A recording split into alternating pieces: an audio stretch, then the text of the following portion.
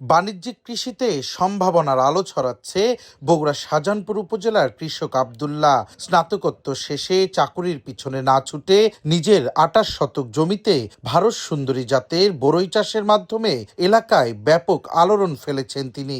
৫০,০০০ টাকা বিনিয়োগ করে মাত্র ৯ মাসে অর্জন করেছেন ১০ গুণ মুনাফা।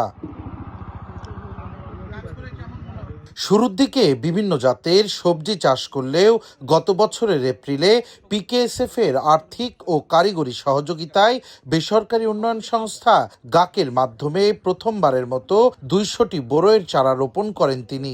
মাত্র ৯ মাসেই ভাগ্য খুলে যায় আব্দুল্লাহর। শুরুর দিকে গড়ে ২০০ টাকা কেজিতে এখন পর্যন্ত বরই বিক্রি করেছেন প্রায় ৩ লাখ টাকার। জমিতে এখনও তার আনুমানিক ২ লাখ টাকার বরই আছে, যা কিনতে জমিতেই আসছেন ঢাকা, রংপুর, গাইবান্ধা সহ বিভিন্ন জায়গার ব্যাপারীরা।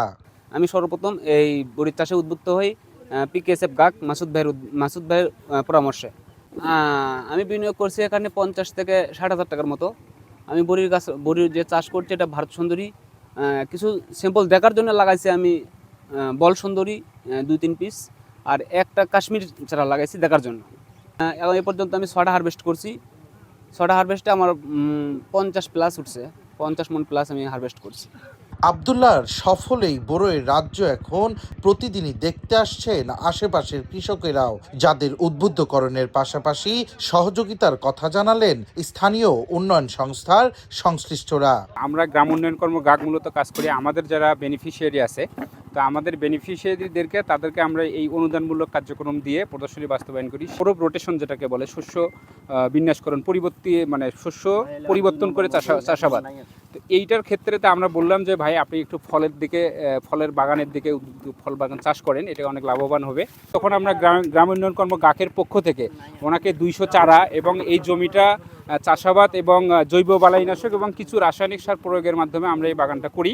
তো আমাদের এখানে এই প্রজেক্টটা সাকসেস করতে অনেক কিছু ব্যারিয়ার করতে হয়েছে। আমাদের এই ইউনিটের মূল উদ্দেশ্য হচ্ছে যে খামারি পর্যায়ে যে নতুন নতুন প্রযুক্তিগুলো দেওয়া, পাশাপাশি এটাতে যাতে রেপ্লিকেশন হয়, অন্যান্য কৃষকরা যাতে উদ্বুদ্ধ হয়, দেখে যাতে এক্সটেনশন করে, আমরা এই কাজটাও করতেছি। আমরা সবসময় চেষ্টা করি উদ্যোক্তা তৈরি করা।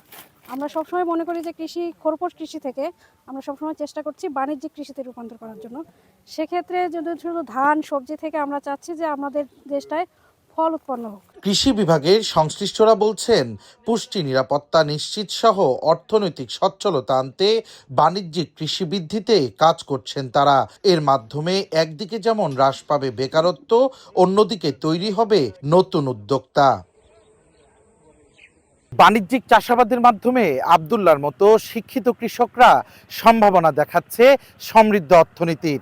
ইতিবাচক এমন উদ্যোগের মধ্য দিয়ে সমৃদ্ধ হোক উত্তরের কৃষি, সচ্ছলতা আসুক প্রতিটি কৃষকের ঘরে। সঞ্জু রায়, দেশ টিভি, বগুড়া।